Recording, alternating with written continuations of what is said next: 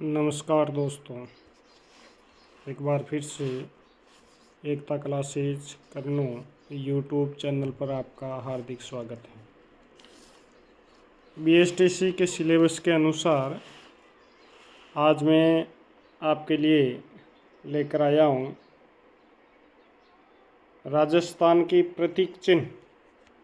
तो आज हम राजस्थान के प्रतीक चिन्हों के बारे में पढ़ेंगे कि राज्य के प्रतीक चिन्ह कौन कौन से हैं, उनके बारे में जानेंगे। सबसे पहले बात करते हैं राज्य पशु चिंकारा है वन्य जीव श्रेणी में। राज्य पक्षी गोडावण, राज्य पुष्प रोइडा, राज्य वृक्ष खेजड़ी, राज्य गीत केसरिया बालम, राज्य खेल बास्केटबॉल, राज्य नृत्य घूमर, राज्य पशु पालतू श्रेणी में ऊँट है, राज्य कवि सूर्यमल मिश्रण है और राज्य यंत्र है वो अलगुजा है। तो इसमें ध्यान रखने वाली ये बात है कि राज्य जो पशु है वो वन्य श्रेणी में तो चिंकारा है, यहाँ देखिए आप, और पालतू श्रेणी में ऊँट है। तो इनके नीचे आपको अंडरलाइन कर लेनी है, ये आपके लिए जो विशेष काम आने वाली चीज़ें। अब सबसे पहले बात करते हैं हम राज्य पशु चिंकारा की। वन्य जीव श्रेणी में चिंकारे को राज्य पशु का दर्जा 22 मई 1981 में मिला। चिंकारे का वैज्ञानिक नाम गजेला परीक्षा में पूछा जा सकता है कि चिंकारे का वैज्ञानिक नाम क्या है, तो गजेला है। चिंकारे को छोटा हरिण के उपनाम से भी जाना जाता है। चिंकारे के लिए नाहरगढ़ अभयारण्य जो जयपुर में प्रसिद्ध है। राज्य में सर्वाधिक चिंकारे जोधपुर में देखे जा सकते हैं। चिंकारा नाम से राज्य में एक तथ्य वाद्य यंत्र भी है। चिंकारा हल्के भूरे अखरोटी रंग का एक सुंदर जानवर है।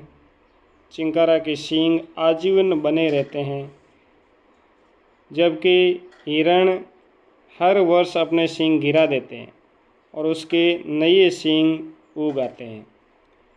चिंकारा श्री गंगानगर जिले का शुभंकर भी है।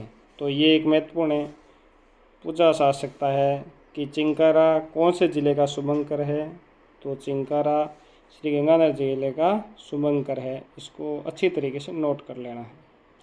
तो ये पहला प्रतीक चिन्ह के रूप में हुआ। आगे बात करते हैं गोडावण की। गोडावण को राज्य पक्षी का दर्जा 21 मई 1981 मिला। कब मिला? 21 मई 1981 में है जो ये दर्जा मिला। इसके नीचे अंडरलाइन कर लीजिए। कभी कभी ये डेट भी पूछ ली जाती है, क्योंकि क्या पता परीक्षा के मन में कौन सा प्रश्न पूछने का विचार आ जाए, तो ये प्रश्न अमूमन पूछ ली जाते हैं।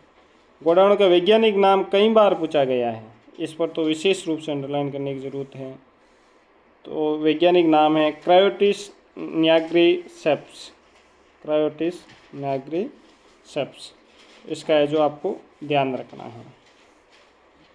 अगला प्रश्न है गोडावण को अंग्रेजी में ग्रेट इंडियन बस्टर्ड बर्ड भी कहा जाता है और गोडावण को स्थानीय भाषा में सोहन चिड़ी शर्मिला पक्षी भी कहा जाता है।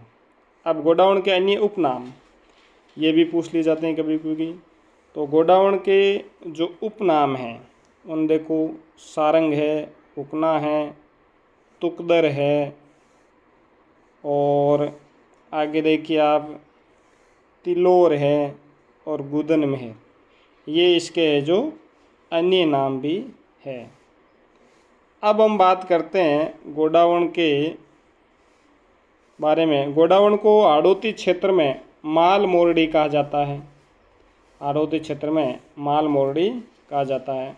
राजस्थान में गोडावण सर्वाधिक 3 क्षेत्रों में पाया जाता है।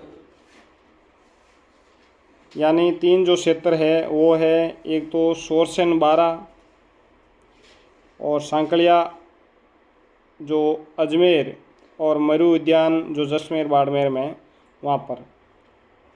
गोडावण के प्रजनन हेतु जोधपुर जंतीवाली प्रसिद्ध है। गोडावण का प्रजनन काल अक्टूबर नवंबर का महीना माना जाता है। अक्टूबर नवंबर का महीना है जो इसके प्रजनन काल का समय माना जाता है। गोडावण मुख्यतः अफ्रीका का पक्षी है। गोडावण की कुल ऊंचाई लगभग 4 फीट होती है और इसका प्रिय भोजन है वो है मूंगफली और तारा मेरा। 2011 में IUCN की रेड डाटा लिस्ट में इसे है जो क्रिटिकली एंडेंजर्ड यानी संकटग्रस्त प्रजाति माना गया। गोडावण के संरक्षण हेतु राज्य सरकार ने विश्व पर्यावरण दिवस यानी 5 जून 2013 को राष्ट्रीय मरु उद्यान जैसलमेर में प्रोजेक्ट ग्रेट इंडियन बस्टर्ड जो प्रारंभ किया। ये प्रोजेक्ट प्रारंभ करने वाला राजस्थान भारत का प्रथम राज्य है। 1980 में जयपुर में गोडावण का पहला है जो अंतर्राष्ट्रीय सम्मेलन भी आयोजित किया गया। तो ये 2 प्रतीक चिन्हों के बारे में बात हो गई। अब हम बात करते हैं, अगला प्रतीक चिन्ह है रोहिड़ा, बहुत महत्वपूर्ण। यहाँ से अमूमन है जो प्रश्न पूछे जाते हैं। रोहिड़े को राज्य पुष्प का दर्जा 1983 में दिया गया, अक्टूबर 1983। रोहिड़े का वनस्पतिक नाम टिकोमेला अंडुलेटा है। रोहिड़े को राजस्थान का सागवान तथा मरु शोभा भी कहा जाता है। रोहिड़ा पश्चिमी क्षेत्र में सर्वाधिक देखने को मिलता है। रोहिड़े के पुष्प मार्च अप्रैल में खिलते हैं। रोहिड़े के पुष्प का रंग गहरा केसरिया मिर्च पीला होता है। जोधपुर में रोहिड़े के पुष्प को मारवाड़ टीक कहा जाता है। रोहिड़े को जरविल नामक रेगिस्तानी चूहा है जो नुकसान पहुंचा रहा है, इसके नीचे अंडरलाइन करनी है। रोहिड़े को कौन सा जानवर नुकसान पहुंचा रहा है? जो रेगिस्तानी चूहा है उसका नाम है जरविल, तो ये है जो नुकसान पहुंचा रहा है। अगले प्रतीक चिन्ह के बारे में बात करें। अब आप यदि इनके स्क्रीनशॉट लेना चाहिए तो ले सकते हैं, जैसे इसका स्क्रीनशॉट ले लीजिएगा आप, है ना। और इसका भी ये जो स्क्रीनशॉट ले सकते हैं आप। आगे बढ़ते हैं। राज्य वृक्ष खेजड़ी। खेजड़ी को राज्य वृक्ष का दर्जा है जो 31 अक्टूबर 1983 में दिया गया। यानी खेजड़ी और रोहिड़े दोनों को है जो एक ही दिन है जो वृक्ष जो राज्य वृक्ष का दर्जा दिया गया। रोहिड़े को पुष्प के रूप में और खेजड़ी को वृक्ष के रूप में। 5 जून 1988 को विश्व पर्यावरण दिवस के अवसर पर खेजड़ी वृक्ष पर 60 पैसे डाक टिकट जारी किया गया। खेजड़ी का अनुष्ठानिक नाम प्रोसेस सिनेरिया है। खेजड़ी को राजस्थान का कल्प वृक्ष, थार का कल्प वृक्ष, रेगिस्तान का गौरव आदि नामों से जाना जाता है। पांडवों ने अज्ञातवास के दौरान अपने अस्त्र शस्त्र खेजड़ी के वृक्ष पर छिपाए थे। बहुत ही महत्वपूर्ण है जो प्रश्न, ये अमूमन पूछा जाता कि पांडवों ने अज्ञातवास के दौरान अपने अस्त्र शस्त्र किस वृक्ष पर छिपाए थे, तो खेजड़ी के वृक्ष पर छिपाए थे। ये प्रश्न अमूमन कई बार पूछा है। वैज्ञानिकों ने खेजड़ी के वृक्ष की आयु 5000 वर्ष बताई है। कितनी? 5000 वर्ष। राज्य में सर्वाधिक प्राचीन खेजड़ी के 2 वृक्ष 1000 वर्ष पुराने हैं, जो है मंगलियावास अजमेर में। तो इसका है जो आप स्क्रीनशॉट है जो ले सकते हैं। इससे आगे बढ़े। मंगलियावास गांव में हरियाली अमावस्या यानी जो श्रावण मास में आती है को वृक्ष मेला लगता है। खेजड़ी के वृक्ष को सेलेस्ट्रेना वे ग्लाइकोट्रेमा नामक कीड़े नुकसान पहुंचा रहे हैं। माटो बीकानेर के शासकों द्वारा प्रतीक चिन्ह के रूप में खेजड़ी के वृक्ष को है जो अपनाया गया। 1899 या विक्रम संवत 1956 में पड़े छपनिया अकाल में खेजड़ी का वृक्ष बहुत ही कारगर है जो साबित हुआ था। और ऑपरेशन खेजड़ा नामक अभियान 1991 में यह है जो चलाया गया। वन्य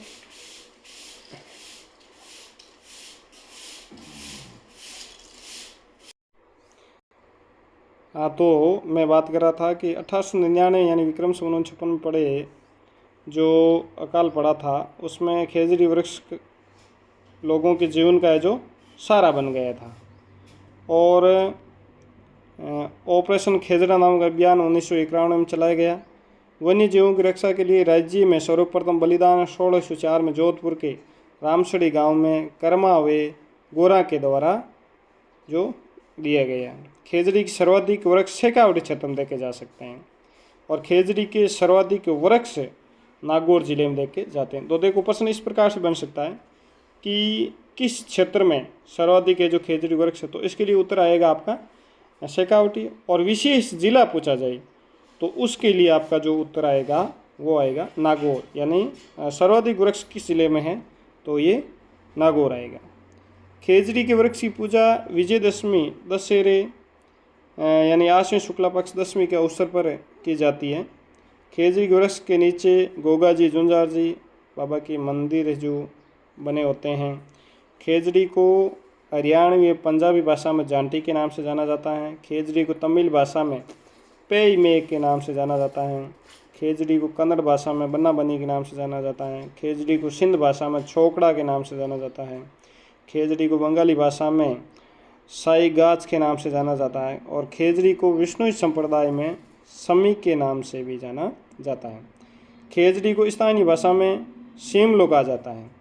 खेजड़ी की हरी फलियाँ सांगरी फल गर्मी में लगते हैं, यानी जो इनके फल होते हैं खेजड़ी के, उनको है जो क्या कहा जाता है, उनको है जो सांगरी है जो कहा जाता है।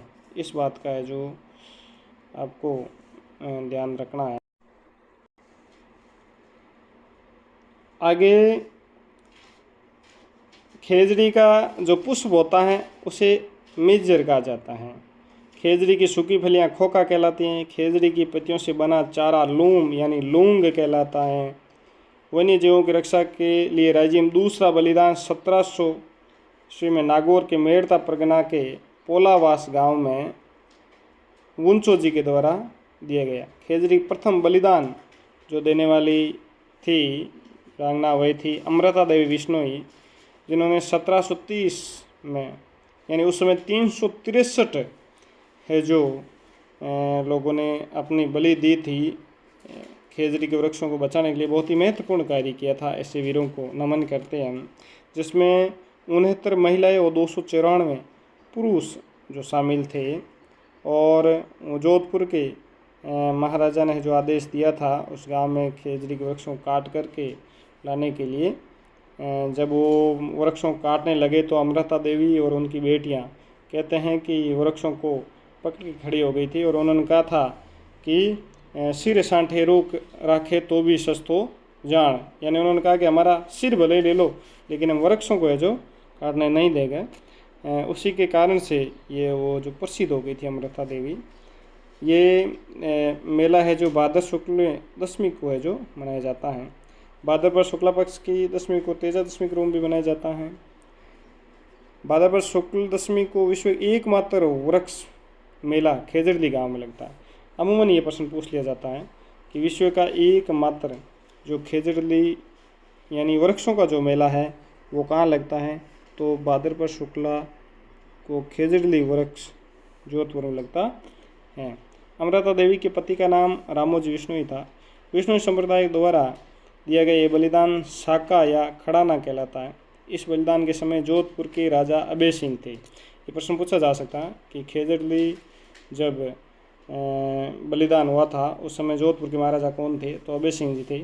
अभय सिंह के आदेश पर गिरधर दास के द्वारा 363 लोगों की हत्या कर दी गई। प्रत्येक खेजड़ी दिवस प्रत्येक वर्ष को 12 सितंबर को मनाया जाता है और प्रथम खेजड़ी दिवस 12 सितंबर 1978 को मनाया गया था। और महत्वपूर्ण बात करें तो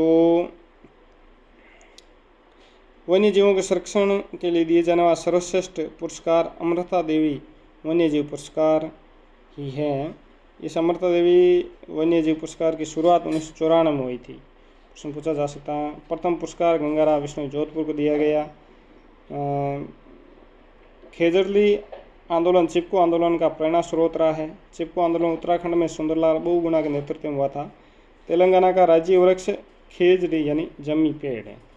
तो ये थी आज के आपके कुछ प्रतीक चिन्हों की क्लास। राज्य की प्रतीक चिन्ह जो महत्वपूर्ण रहते हैं प्रतियोगी परीक्षाओं के लिए, और विशेष करके जो BSTC के एग्ज़ाम वर्तमान में होने जा रहे हैं उनके लिए। तो जितने भी आज मैंने प्रतीक चिन्ह बनाए हैं इनके प्रश्न मैं है जो अगले वीडियो में आपके लिए बना के लाऊंगा, और उसके लिए है जो आप तैयार है जो रहना। तो आप यदि इनके स्क्रीनशॉट लेना चाहते हैं तो ले सकते हैं आराम से। इस प्रकार से स्क्रीनशॉट लेकर के रखिएगा तो आपके लिए बहुत ही उपयोगी बहुत उपयोगी साबित होंगे। आराम से है जो आप ये ले सकते हैं स्क्रीनशॉट, जो आपके लिए महत्वपूर्ण साबित होंगे। आगे के जो भी मैंने आज प्रतीक चिन्ह कराए हैं इनके जो ऑब्जेक्टिव टाइप के प्रश्न है जो मैं कल लेकर आऊँगा, केवल इन्हीं में से ही पूछूंगा। आपको इसी के जो इसी सूत्र की तैयारी करनी है, और कल है जो आपको इनके ऑब्जेक्टिव टाइप के प्रश्नों का जवाब देना है। धन्यवाद, शुक्रिया। यदि आपको वीडियो अच्छा लगा तो एकता क्लासेज करनो यूट्यूब चैनल को सब्सक्राइब करें, लाइक करें और शेयर करें, जिससे तैयारी करने वाले अन्य प्रतिभागियों को भी इससे जो लाभ उठा सके। धन्यवाद दोस्तों। जय हिंद, जय भारत।